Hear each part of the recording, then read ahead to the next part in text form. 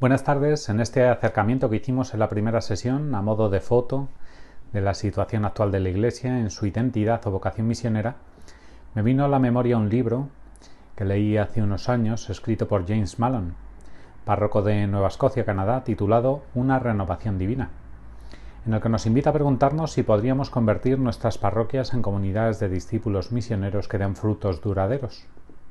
Es hora de hacer discípulos, decía. El futuro de la Iglesia depende de ello. Y si es así, ¿qué se necesita para movernos en esa dirección?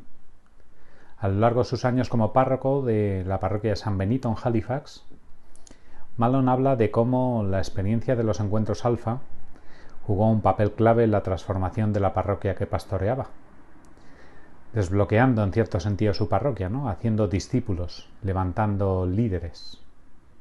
En nuestra iglesia local de Santísimo Sacramento, aquí en Guadalajara, hemos tenido ocasión de llevar a cabo 3 convocatorias muy numerosas, que ante todo sirvieron precisamente para eso, para hacer piña y lanzarnos a muchos a dar un paso más en esta línea. Os dejaré un enlace en la bibliografía de este tema, por si queréis profundizar más sobre esto de las cenas alfa, como método para ayudar a cualquier parroquia católica a convertirse en una comunidad vibrante y centrada en la misión. James Mallon en su libro nos invita a hacer un análisis de la historia más reciente, la evolución en los últimos años de la Iglesia. Y es que, aunque suene a nuevo, el término nueva evangelización fue acuñado ya por Juan Pablo II en su exhortación de 1974, la Evangelii Nuntiandi, refiriéndose a que la evangelización tendría que ser nueva en su ardor, en sus métodos y en su expresión. Años más tarde, en su carta encíclica Redentores Missio, escribía: ningún creyente en Cristo, ninguna institución de la Iglesia puede eludir este deber supremo, anunciar a Cristo a todos los pueblos. Y por último, en la carta Novo Milenio en 2001, podríamos leer: quien ha encontrado verdaderamente a Cristo no puede tenerlo solo para sí, debe anunciarlo.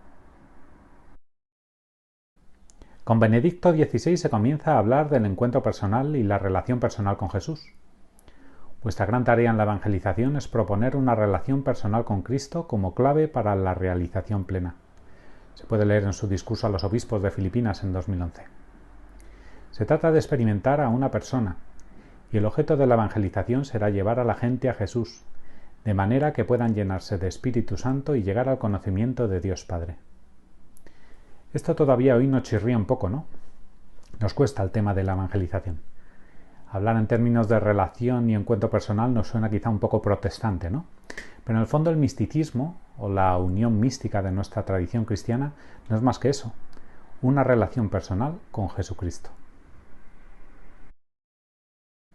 En mayo de 2007, en Aparecida, Santuario Nacional de Brasil, el Papa Benedicto se reunió con los obispos de Latinoamérica y el Caribe para instar a la Iglesia de aquel continente a recordar su identidad.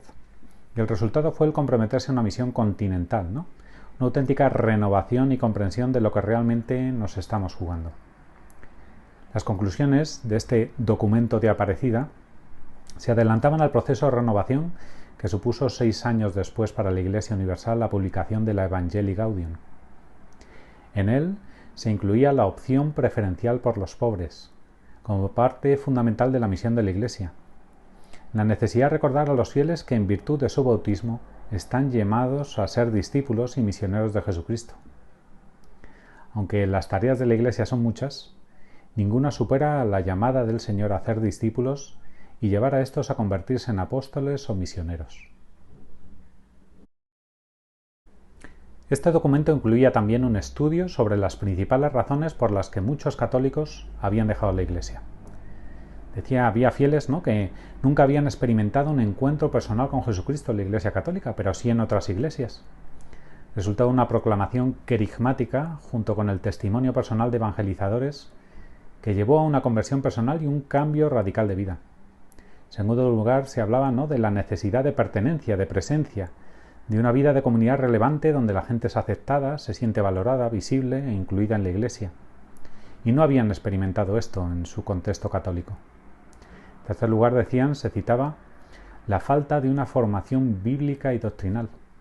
Esto es algo que produce crecimiento espiritual, personal y comunitario y lleva a la gente a la madurez. Y por último, ¿no?, se hablaba de la ausencia de un compromiso misionero que moviera a los miembros de la Iglesia a salir de sus asientos para encontrar a aquellos que están en la periferia. Sin embargo, ninguno de estos elementos esenciales es ajeno a nuestra tradición católica. La gente que sale de nuestra Iglesia no lo hace por lo que los grupos no católicos creen, sino por lo que ellos viven, no por razones doctrinales sino vivenciales, no por motivos estrictamente dogmáticos sino pastorales, no por problemas teológicos sino metodológicos de nuestra Iglesia. Y después llegó el Papa Francisco, pidiéndonos armar lío en la JMJ de Río de Janeiro. Espero lío, decía, que se salga fuera. Quiero que la Iglesia salga a la calle. Quiero que nos defendamos de todo lo que sea mundanidad, de lo que sea instalación, de lo que sea comodidad, de lo que sea clericalismo, de lo que sea estar encerrados en nosotros mismos. Las parroquias, los colegios, las instituciones son para salir. Si no salen se convierten en una ONG y la Iglesia no puede ser una ONG. Pues sí, va a resultar que en cierto sentido nuestra Iglesia está enferma. La raíz de nuestra enfermedad es nuestro olvido de nuestra identidad más profunda, que somos misioneros, que somos una Iglesia llamada a salir de sí misma. Y el primer paso para curarse es reconocer el dolor, en nuestro caso, hacer esta foto, ¿no?, de tantos familiares y conocidos nuestros que se han apartado de la Iglesia, de la fe en Cristo o incluso de la fe en Dios. Esta nueva evangelización concierne toda la vida de la Iglesia, empezando por nuestra pastoral ordinaria, llamada así a buscar y usar nuevos métodos, con la preocupación de encontrar nuevos idiomas apropiados para las diferentes culturas, porque está claro que no nos vale esa Iglesia que hace la misma cosa una y otra vez, esperando resultados diferentes. Como también es cierto que no hay soluciones prediseñadas para revitalizar parroquias, ¿no?, y que no todo depende del cura, quien debe apoyarse en los laicos y en las familias. Por eso podemos decir que esta nueva evangelización comienza también en cada uno de nosotros. Gracias a Dios, el misterio de su gracia está siempre trabajando en la vida de la Iglesia, de cada cristiano, en vuestra vida, miraos dónde estáis, ¿no? Y es que cada uno de nosotros somos los llamados. Hemos sido llamados para glorificar a Cristo en nuestros corazones, pero también para dar explicación a todo el que nos la pida de la razón de nuestra esperanza. Porque quien ha encontrado la alegría de vivir según el Evangelio no puede guardárselo para sí mismo. En este sentido, pienso que el testimonio, como veremos más adelante en este mismo curso, es un aspecto clave de la evangelización. Según cómo transmitamos la fe, podemos abrir puertas.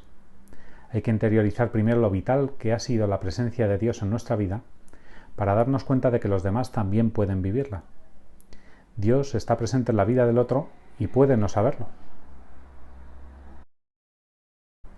En conclusión, diría que nos urge definir un proyecto y dinámicas que favorezcan la acogida de los no cristianos o no practicantes. Esta es la llamada del Papa Francisco. Abrir las puertas de las iglesias a los que nunca vienen, con iniciativas pastorales audaces, pues estamos llamados, ¿no?, a ayudar a configurarnos como una iglesia en salida. Señores, la evangelización es una obligación moral.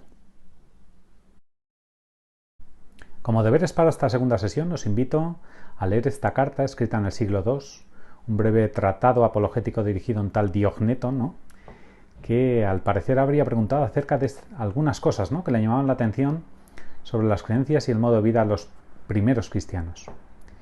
Si no queréis leer todo el documento, os invitaría a comentar qué creéis que quiere decir su autor, ¿no?, en ese capítulo 5, con eso de que los cristianos viven en el mundo, pero no son del mundo.